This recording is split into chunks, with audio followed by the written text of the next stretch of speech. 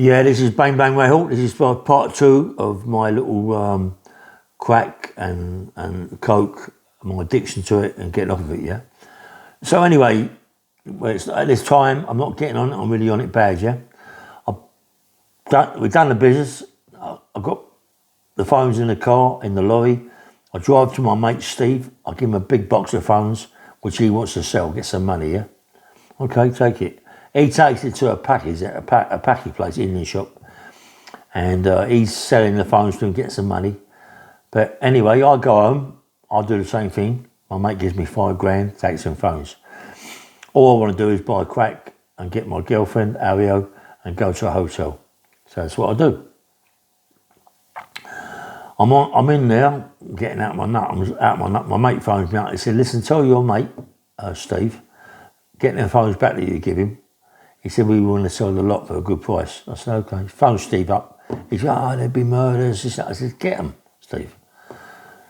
He's gone to the Paki, or to the Indian, whatever he is, said he wants the phones back. The Indian's gone into one, knows where Steve lives because he delivers papers to him in bits and pieces. They then phones out the old bill said, look, I'm just going to buy some phones and they're stolen phones, this, that and the other, and crash.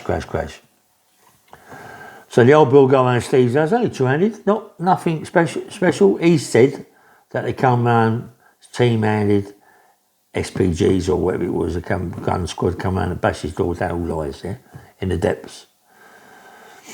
They gone around his house, he's gone in the house, he's petrified, he's got the phones, he said, where'd you get the phones from, mate?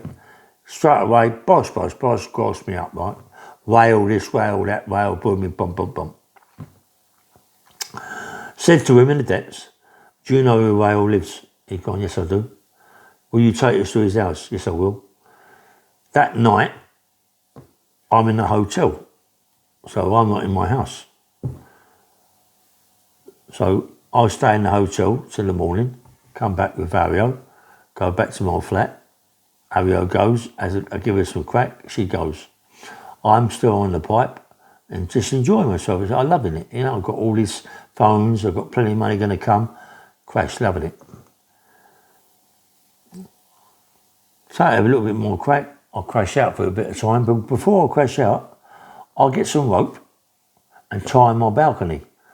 Right? I'm thinking if anything happens to me, any old bill come through the door, anybody comes through the door, I'm going to jump over the balcony, grab the rope, go down the rope and through someone's front door or through the back door. It don't work like that, does it? You know what I mean? You want to do all that, you know? I'd have killed myself. I'd have jumped on the back, missed the rope, gone straight down 10 flights, yeah? But anyway, all big ideas on crack, what you can and can't do, seeing things that you're not even there. So I'm on the pipe, I'm now dozing off, just about to doze off, knock at the door. Go to the door, and this is two women. Yes, we're selling televisions, this, that and the other, for insurance. Are you interested? I said, no, shut the door in the face, crash. Go back, but before I go back to the room, I get this big plank of wood, 2 inches thick, put it on the front door, put it on the door into the front room, the lip at the bottom, so it's secure. Anybody comes to the front door, they can't come back because it's got going nowhere, no give. Go in there, a few more pipes, crash out in bed. All of a sudden, crash, armed police. Well, the reason they're armed police is, what's in the depositions, is that the person that's grassed us up has told them that in the cupboard to the right of the door, there's 2 guns. So that's why they're coming armed. So now they're telling me to walk out backwards. They're shredding this door with this big shredder. They can't go through the door with the actual smash the door down because it won't go. So they're shredding this door. They've got this thing called a shredder. Telling me to come walk out backwards. I won't walk out backwards. If I fall over, if I'd have walked out backwards and fell over, now I know the guns are there, or they think the guns are there, or they'd have shot me, boss, picking up guns. So I come out forward. I'm naked. As I walk out through the front door, who do I bump into? These 2 women. Calling them all this, that and the other, calling them everything, yeah? Old Bill. So I'm naked, yeah? They walk me to the end, and they're talking to me, got me cuffed up. I'm going no comment, bugger off, like bomb, bomb, bomb. I want to go down by the lift. They won't let me go in the lift because they think, oh, if I go to the lift, I might be able to get hold of them, tie them up or whatever in the lift, choke them to death or whatever, yeah? So we're going down the stairs. Every staircase we go down, every stairs landing we go down, there's old Bill everywhere, yeah? All down the landing. So even if I'd have done that with a rope, gone over the balcony, gone down, they'd have got me, yeah? Come down, got in the van. Oh, man, there's murders in the van. I'm going mad. I'm on crack, and I don't care. I'm going mad in the van. Eventually got me buckled up and tied up and fucking handcuffed me up, yeah? So take me to Wembley Police Station. Go to Wembley Police Station, go in there, put me in the cell. I've got a T-shirt on, wrap the T-shirt around my eyes, buy his tape on clothes, wrap the T-shirt, bollock naked, around my eyes, no comment. Coming in, no comment. You got to speak to us, no comment. You got to say something, no comment. Got this thing on around my eyes, I ain't even saying nothing really, no comment, no comment, no comment, no comment. You got to talk to us, no comment. All of a sudden, door opens up, get hold of me, take me into the charge room, crash, try me, having this, that and that, robberies and all this shit. Goes to the scrubs. Don't even take me to court, mate. Don't take me to court. So go to the scrubs. Bomb, remanded. Crash, remand. I'm on C-ring, I think. I think I'm on C-ring in the scrubs. I've just come out of the scrubs, but I'm in C-ring. That all the sweet, you know me. Goes in the scrubs, sweet, everything's sweet, nice. In the morning, on the crack, still a bit fucked up. Goes and sees Ed. I'm in mind. Do you want a job, really? Yeah, I'll have a job. What sort of job are you going to give me? Give me a job. Everything's sweet. Find out my co-defendant. My co-defendant is in another wing. This wing is the best wing in the scrubs, right? Barring the Conabel. I didn't know about this Conabel turn out, yeah. So it's the best wing in the scrubs. All right, I go and see it. I said to the screw, can I go and see my pal, mate? You know, I'm working there, I'm cleaner, and this, that, and the other. Go, yeah, go on in. He takes me to the wing. He takes me to the wing. I can't go in there by myself, but he takes me to the wing. Go and see my co-defendant, call him all the F's and blinds under the sun. You grossed me up, didn't you? No one ever. I said, you know the depths are going to be here, don't you, soon? You know, it might take a few weeks, but the depths are going to be here, and then it's going to tell me what you did. Tell me now, so I can get myself sorted out. Did you gross me up? Not in a way. Anyway, he did. Go back myself, fuming, I want to kill him. Fuming. I'm in the cell with this right smelly geezer, mate. He's an African, big fat geezer. I'm pissed off anyway. I smashed this black geezer so bad, mate. I had to drag him out of the cell. Honestly, I smashed it. I couldn't help it. I'm on crack. I'm sort of like, I want it bad. I want crack. I want something to get me back on that buzz. I batter him, drag him out of the cell, leave me in a single cell for a little while, yeah? They then put me up on the twos. Put me in the twos with two other guys, so I'm free up. Nice guys, Zams. One's got a phone. I said, can I use your phone, mucker? He went, yeah. I phoned Ario's sister, Tamara, yeah?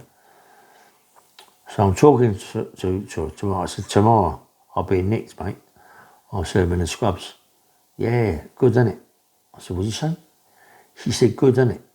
How's it feel, eh? Because you're going to go away for a long time. How's it feel? I said, what are you talking about? You burnt my sister's car. You done this to my sister. You're that to my sister. How's it feel? I said, dude, fucking went mad, you know what I mean? Crazy. And then she told me that she grasped me up as well as this geezer. Told me where I lived in Stepping House. I went, you fucking went mad. You're crazy. And then all of a sudden, I've got a job. They give me a job in the Conabel. I'm doing sweet, man. I'm in the Conabel. I'm getting good money. Getting as many drugs as I want if I want them. But now I'm getting off addiction. I'm going to the gym every day. I'm working every day as hard as I possibly can. Work. Don't stop working, mate. Don't stop grafting. I've cut a lot out of my story, yeah, because the reason I cut a lot out is I'm doing a book, yeah? And in my book, there's this story, but it goes on other bits and pieces what will be done, yeah? So I don't want to spoil my book, you know what I mean? But it's bigger than bigger. Anyway, so I eventually, in your Conor Bear, the job is the best job in the prison, Conor Bear, drugs unit. I've got as much drugs as I want, but I don't take them. What I'm doing, going to the gym every day, mopping the landings, sweeping the cells out, making the beds for these people on drugs. I'm a junkie myself, but I'm making these beds for them. Love my little job. One day we got the first night centre with all the medication, going there with a screw. Who's in there? He's called Pete Doherty. Pete Doherty. Who's Pete Doherty? I don't know Pete Doherty. There he is, out of his nut, face all black, where he's been smoking this shit or what he's been doing.